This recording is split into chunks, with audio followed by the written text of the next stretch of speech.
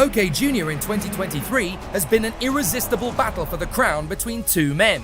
Tibor Ramekers of Belgium, who claimed the win at the season opener in Spain, and Oleksandr Bondarev of Ukraine, who not only claimed the win in the Czech Republic, but he then repeated the feat in Denmark just a few weeks later. The two drivers have traded wins in heats, superheats and finals all season long, and the duel must finally come down to the wire here in Cremona. A tough weekend had already played out prior to the start of the final, in which both men had been winners. Ramekers had taken pole position in qualifying and maintained his pace to seal the best position for the start of the final.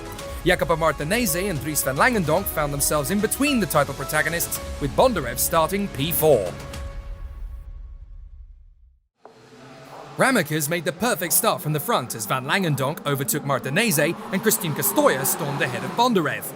Not everybody had a good opening lap, as Elliot Kaczynski, Travis Teo and Joel Bokula ended up on the grass.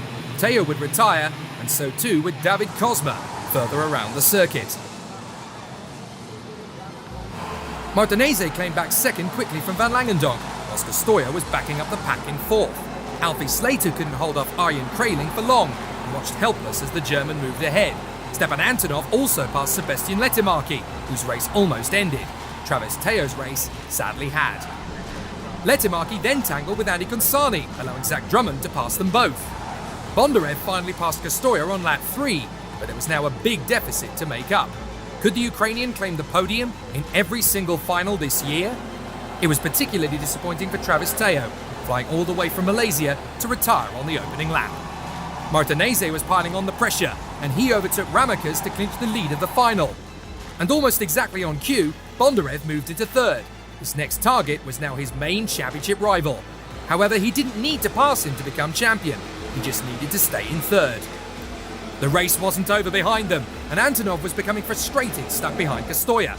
The traffic jam that ensued handed an overtake to Consani on Kraling, but Antonov needed to deal with the parallel, as Drummond wasn't far behind now.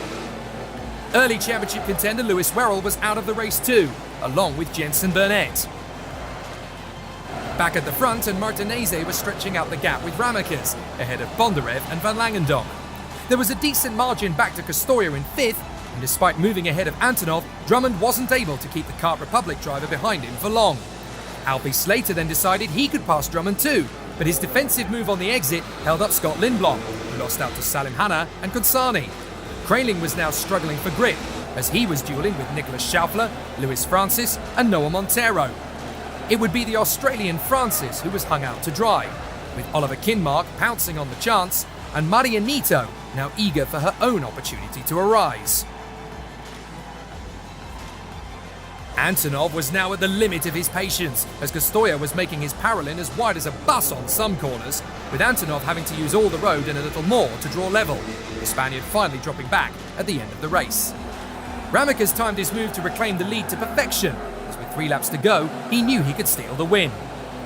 From there, he would stretch a decent enough lead to be comfortable in the closing stages, claiming the win and the fastest lap, and thereby winning the perfect race. He had done all he could, but the Belgian was only short of the crown by a few points. Behind Martinez, the new champion had been crowned. Oleksandr Bondarev had ended the previous year abruptly with a horrible injury, but in 2023, amidst all the hardship, nothing could stop the Phoenix from claiming the ultimate European karting prize. As Kart Republic drivers monopolised the podium, Van Langendonk followed them home ahead of Antonov and Slater. Andy Consani had driven beautifully for 7th, with Schaufler, Lindblom and Montero bringing their machines home in the top 10 in the last final of the European season. Dino Chiesa's incredible young ambassadors had eclipsed the rostrum in phenomenal fashion, and after Birolard had swept the KZ2 podium at Sarno a few weeks before, it must have been even more sweet for Kart Republic to do likewise in OK Junior at Cremona. It was also satisfying to see the title battle end in style, on the track, and with a brilliant race to end the year. Next stop, Franciacorta for the World Championship.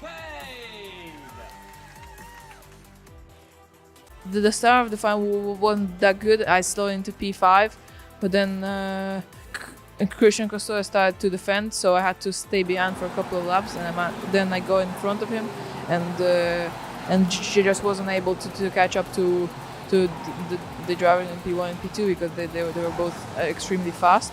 But still, we're very happy with the consistency we had all year, and it's the one that gave us the title. So yeah, extremely happy.